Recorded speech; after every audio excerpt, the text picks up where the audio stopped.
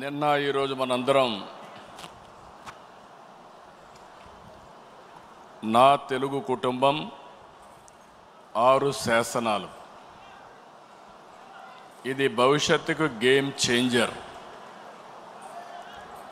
ప్రతి ఒక్క నాయకుడు కార్యకర్త దీన్ని అర్థం చేసుకోవాలి, ప్రజల్లోకి తీసుకెళ్ళాలి, ప్రజల్లో చైతన్యం తేవాలి. అదే సందర్భంలో ఈరోజు మనం ప్రవేశపెట్టే ఈ నా కుటుంబం 6 శాసనాలు తెలుగువారి చరిత్ర తిరగరాయబోతున్నాయి. ఈ విషయం మీరందరూ గుర్తుపెట్టుకోవాల్సిందిగా నేను మిమ్మల్ని కోరుతున్నాం. సమాజమే దేవాలయం, ప్రజలే దేవుళ్ళు.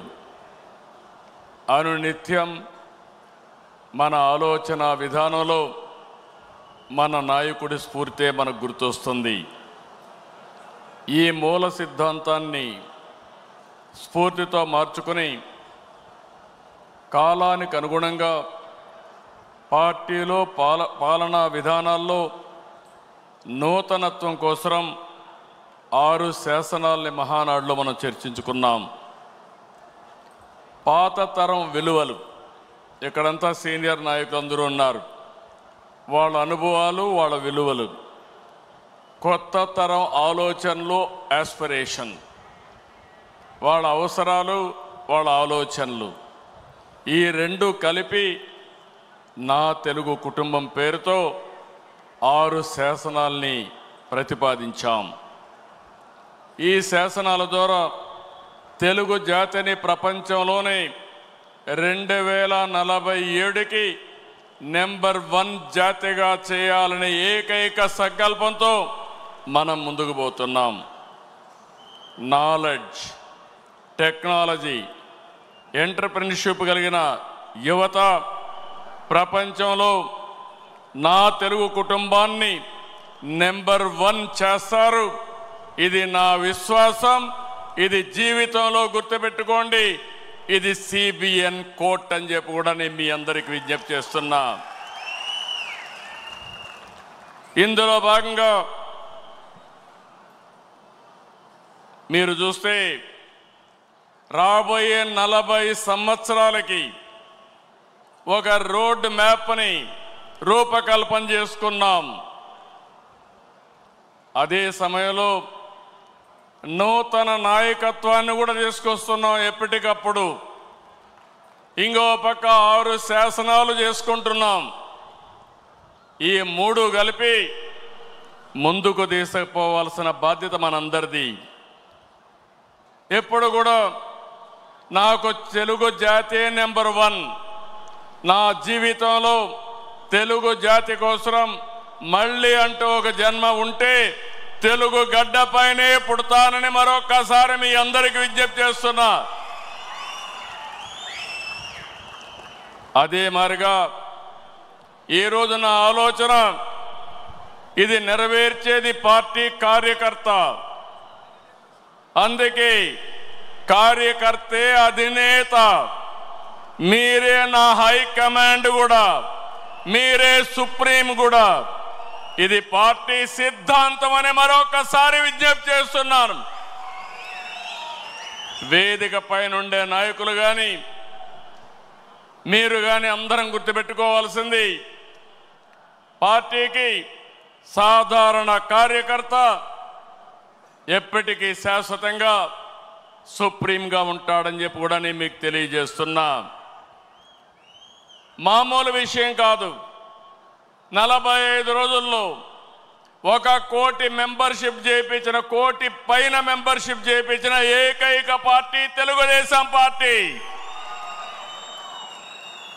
ఇంకొక పక్క తొలిసారి అసెంబ్లీకి 65 మందికి యంగ్స్టర్స్కి సీట్లు ఇచ్చాం.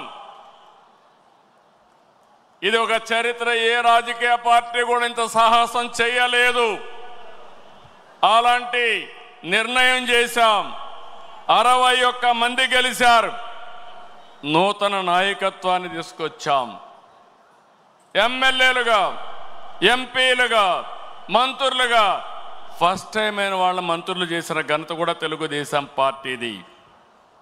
ఈరోజు లోకేష్ గారిని మీరు చూశారు, 6 శాసనాలు ప్రవేశపెట్టాడు.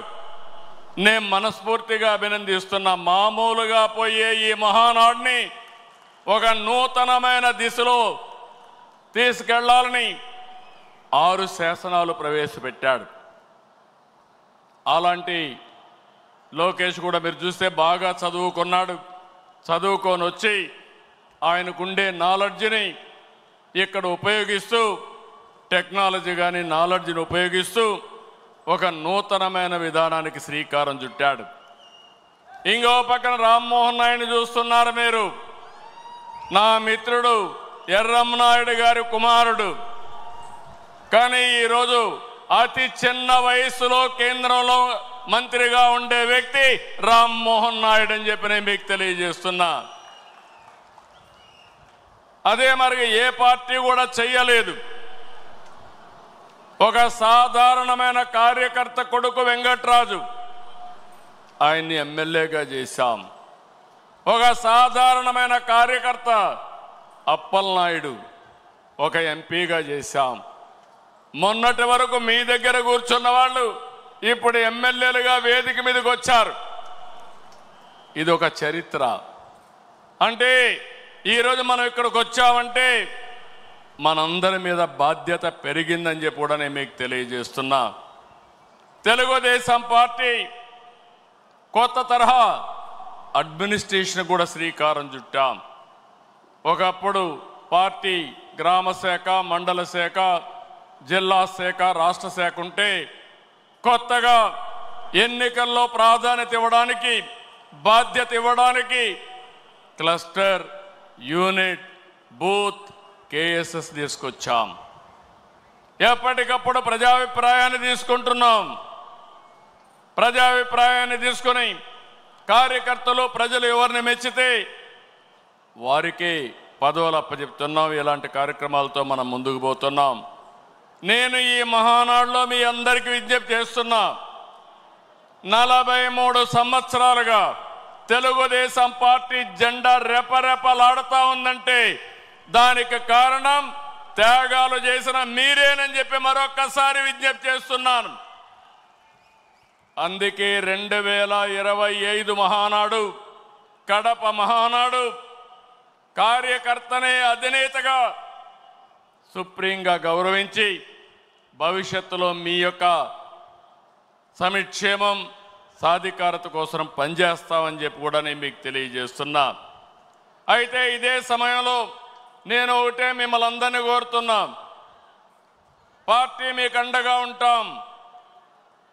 ప్రజలకు మీరు దగ్గరగా ఉండాలి.